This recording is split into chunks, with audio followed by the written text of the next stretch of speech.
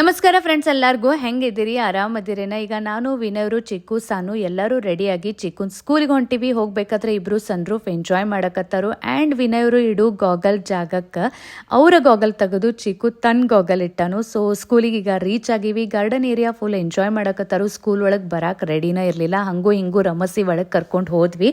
ಈಗ ನಾನು ಚಿಕ್ಕುಗ school uniform ಹಾಕಿ size ಎಲ್ಲ ಚೆಕ್ ಮಾಡಕತ್ತೀನಿ. ಬಿಕಾಸ್ ತೊಗೊಳ್ಳುವಾಗನ ಕರೆಕ್ಟ್ ಸೈಜ್ ಅದ. ನಾವು ಯೂನಿಫಾರ್ಮ್ ತೊಗೊಂಡ್ವಿ ಅಂದ್ರೆ ಇಡೀ ವರ್ಷ ಸಣ್ಣದಾತು ದೊಡ್ಡದಾತು ಅಂತ ಟೆನ್ಷನ್ ಇರಂಗಿಲ್ಲ. ಆ್ಯಂಡ್ ಶೂಸ್ನು ಸೇಮ್ ಲಕ್ಕಿಲಿ ಚಿಕ್ಕುನ್ ಸೈಜ್ ಅದ. ಲಾಸ್ಟ್ ಒಂದ ಪೇರ್ ಉಳಿದಿತ್ತು, ಅದು ನಮಗೆ ಸಿಕ್ತು. ಆಫಿಷಿಯಲಿ ಈಗ ನಮ್ಮ ಚಿಕ್ಕುಂದ ಸ್ಕೂಲ್ ಪೀರಿಯಡ್ ಸ್ಟಾರ್ಟ್ ಆಯಿತು. ಸ್ಕೂಲ್ ಬ್ಯಾಗ್, ಶೂಸ್, ಯೂನಿಫಾರ್ಮ್ ತರೋ ತನಕ ನಮ್ಮ ಸಾನು ಮತ್ತು ಚಿಕ್ಕು ನೋಡ್ರಿ ಮಸ್ತ್ ಸ್ವಿಂಗ್ ಮಾಡ್ಕೋತ ಕೂತಾರು. ಸೊ ಈಗ ಚಿಕ್ಕುಂದೆಲ್ಲ ಶಾಪಿಂಗ್ ಕಂಪ್ಲೀಟ್ ಆಯಿತು. ಈಗ ಸಾನುದು ಸ್ಕೂಲ್ ಶಾಪಿಂಗ್ ಟೈಮ್. ಸೊ ಫಸ್ಟಕ್ಕೆ ಈಗ ಸ್ಪೋರ್ಟ್ಸ್ ಯೂನಿಫಾರ್ಮನ್ನು ಹಾಕಿ ನಾನು ಚೆಕ್ ಮಾಡಕತ್ತೀನಿ. ಬೆಲ್ಟ್ ಎಲ್ಲ ಚೆಕ್ ಮಾಡಕತ್ತೀನಿ. ಸೊ ಯಾಕಂದ್ರೆ ಆಗಲೇ ಹೇಳಿದ್ನೆಲ್ಲ ತೊಗೊಳ್ಳುವಾಗನ ಸೈಜ್ ಕರೆಕ್ಟಾಗಿ ತೊಗೊಂಡಿದ್ದು ಯಾವಾಗಲೂ ಬೆಟರ್ ಅಂತ ಹೇಳಿ. ಸೊ ಆಮೇಲೆ ನಾವು ಈಗ ಬಂದೀವಿ ಶೂಸ್ ತೊಗೊಳಕ್ಕೆ. ಆಕೀಗ ಇದೇ ರೀತಿ ಬ್ಲ್ಯಾಕ್ ಕಲರ್ದು ಶೂಸ್ ಬೇಕಾಗಿದ್ದು. ಲಾಸ್ಟ್ ಇಯರ್ ಇಡೀ ವರ್ಷ ನಮಗೆ ಹೇಳ್ಕೊತಾ ಇದ್ಲು. ಸೊ ಹಿಂಗಾಗಿ ಈ ವರ್ಷ ಆಕಿಗೆ ಯಾವ್ದು ಲೈಕ್ ಆಗ್ತೈತಿ ಅದೇ ಶೂಸನ್ನು ನಾವು ತೊಗೊಂಡಿವಿ.